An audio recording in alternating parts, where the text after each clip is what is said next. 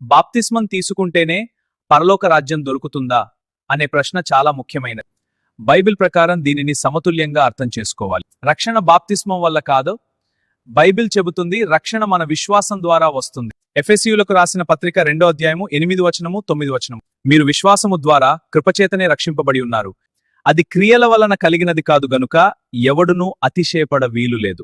అంటే మనిషి నీటిలో ముంచడం వల్ల కాదు, యేసుక్రీస్తు నమ్మడం వల్ల రక్షణ పొందుతాడు. అయితే బాప్తిస్మం ఎందుకు అవసరం? బాప్తిస్మం రక్షణకు కారణం కాదు, కానీ రక్షణ పొందిన మనిషి విధేయతగా చేసే కార్యం. మార్కు సువార్త 16వ అధ్యాయము 16వ వచనము, నమ్మి బాప్తిస్మం పొందినవాడు రక్షింపబడును, నమ్మని వానికి శిక్ష విధింపబడును. ఇక్కడ గమనించాలి, ముందు విశ్వాసం, తరువాత బాప్తిస్మం. బాప్తిస్మం అంటే పాత పాప జీవితం చనిపోయింది అని సూచిస్తుంది, క్రీస్తులో కొత్త జీవితం ప్రారంభమైంది అని ప్రకటించడం. రోమా 6వ అధ్యాయము 4వ వచనము, బాప్తిస్మం లేకపోయినా రక్షణ పొందిన ఉదాహరణ, యేసుతో కలిసి శిలువపై ఉన్న దొంగకు బాప్తిస్మం లేదు, కానీ యేసు అతనితో ఇలా చెప్పాడు. లూకా సువార్త 23:43, ఈ రోజే నీవు నాతో కూడా పరదైసులో ఉందువు. అంటే బాప్తిస్మం లేకపోయినా విశ్వాసం ఉంటే రక్షణ పొందవచ్చు. బాప్తిస్మం తీసుకుంటే క్రైస్తవుడు అనడానికి వీల్లేదు.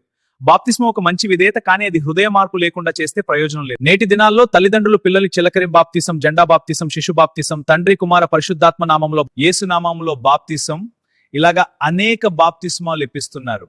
బాప్తిసం తీసుకోవడం తప్పు కాదు, గాని ఆరు మనసులిమేని బాప్తిసం నిష్ప్రయోజనం. యోహాను సువార్త 3వ అధ్యాయం 3వ వచనము, ఒకడు క్రొత్తగా జన్మించితే కాని అతడు దేవుని రాజ్యమును చూడలేడని నీతో నిశ్చయంగా చెప్పుచున్నాను. ఈ వచనం వెనుకున్న అర్థం, ఈ క్రొత్త జన్మ అనేది శారీరకమైనది కాదు, ఇది ఆధ్యాత్మికమైన మార్పు. దీని గురించి బైబిల్ మరికొన్ని వివరణలు ఇస్తుంది. నీటి మూలముగాను, ఆత్మ మూలముగాను. అంటే మనిషి తన పాత స్వభావాన్ని వదిలిపెట్టి పరిశుద్ధాత్మ ద్వారా నూతన మనస్సును పొందడం, మారు మనస్సు. గతంలో చేసిన తప్పులను వదిలి దేవుని మార్గంలో నడవాలని నిర్ణయించుకోవడం.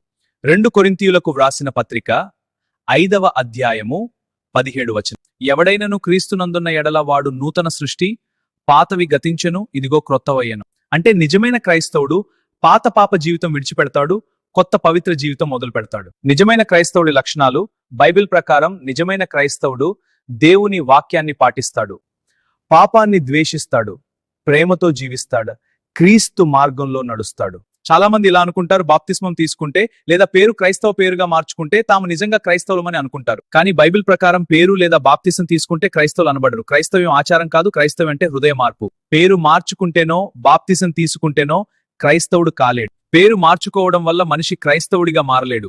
అది కేవలం బాహ్య మార్పు మాత్రమే. బాహ్య మార్పు దేవునికి అక్కర్లేదు, అంతరంగ మార్పు అవసరం. కానీ నిజమైన క్రైస్తవుడు అంటే